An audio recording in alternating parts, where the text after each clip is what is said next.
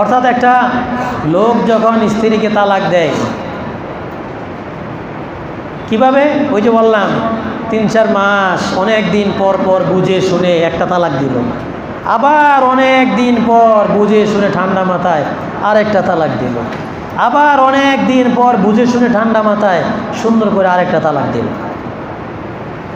এবার ইসলাম বলে ফাইন তাল্লাকাহা ফালা তাহিল্লু লাহু মিন বাদু হাত্তা তানকিহা যাওজান গায়রা।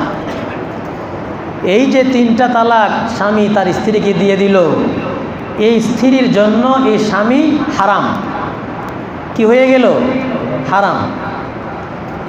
সুযোগ একটা আছে, এই স্ত্রী যদি এই স্বামীর কাছে আসতে চায়, একটা সুযোগ আছে। কি সুযোগ? আল্লাহ বলছেন তানকিহা যাওজান গায়রা। এই স্বামী তো এই মহিলাটাকে 3টা তালাক দিয়ে ছাড়লো, এখন এই স্ত্রী যদি আরেকটা স্বামীর সংসার করতে হবে, আরেকটা স্বামীর, স্বাভাবিক পর্যায়ে এই স্ত্রীটা আরেকটা স্বামীর সাথে তার ইজ্জত শেষ হওয়ার পরে আরেকটা পুরুষের সাথে বিবাহ বসবে। স্বাভাবিক প্রক্রিয়ার যেরকম বিবাহ, কোনো চুক্তি না যে আপনাকে বিয়ে করলাম একদিনের মাথা আপনি ছেড়ে দিবেন, এরকম না। স্বাভাবিক প্রক্রিয়ায় বিয়ে শাদী করে দিবে। এরপরে দ্বিতীয় স্বামীর সাথে তার স্বাভাবিক জীবন সংসার চলবে।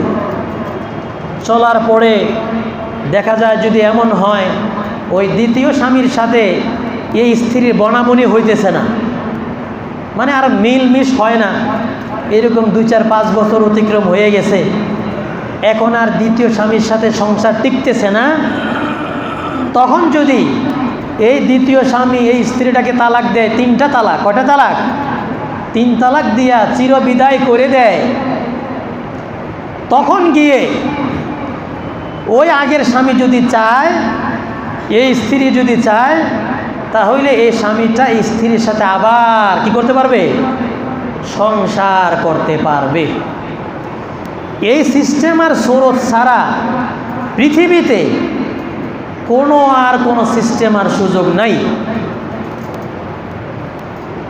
কিন্তু আমাদের সমাজের কিছু বুদ্ধিজীবীরা আছে, তারা সমাজের কিছু নেতা ফেতা, সমাজপতি, গ্রামপতি, মাতব্বর, এরা করে কি, 3টা তালাক দিয়ে দেওয়ার পরে এবার কয়েকদিন পরে কেমনি কিভাবে কি বলছে না, এই হয়েছে সেই হয়েছে, এটা তালাক হয় নাই, অসুবিধা নাই, 3টা হয়েছে কি হয়েছে, সংসার করতে পারবে। মানে নিজেরা বড় মুফতি সাহেব, বড় মাতবর, এই লোকটাকে, এই স্বামীটাকে স্ত্রীর সাথে আবার সংসার করায় দেয়, জোড়া লাগায় দিয়া বলে তোমরা সংসার করো।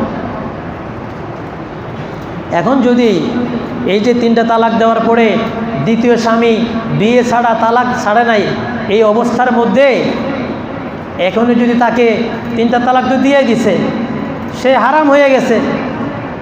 তো এখন যদি আপনি জোর করে এই সংসারটাকে মিলাই দিলাম, তার ছেলে আছে, মেয়ে আছে, অমুক আছে, হেন আছে, তেন আছে, তো হেন তেন আছে, তা আগে 3টা তালাক দিল কেন?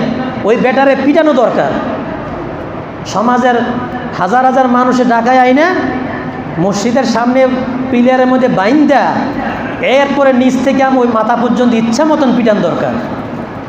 পিটাইয়া তুমি তালাক 3টা কে লেগে দিছো, আবার এখন তুমি আবার এই বউয়ের সাথে থাকতে চাও কেন? তুমি যদি এই বউরে চাওই, তুমি 3টা তালাক দিলা কেন? তুমি একটা দাও আর দিও না, বা সর্বোচ্চ 2টা দিয়ে থাকো, আর 3 নাম্বারটা মুখে আইনো না।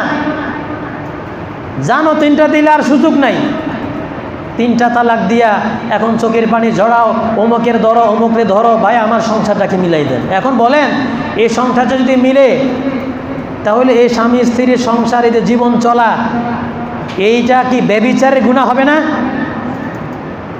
সম্পূর্ণ হারাম গুনাহ হবে, ব্যভিচারের গুনাহ হবে, জেনার গুনাহ হবে। 3 তালাক দিয়ে ফেললে এই স্ত্রীকে আর আনা যায় না। এটা ভালো করে মনে রাখেন, যারা নামাজে আসছেন আজকে, 3টা তালাক দিয়ে ফেলে এই স্ত্রীকে আর আনা যাবে না।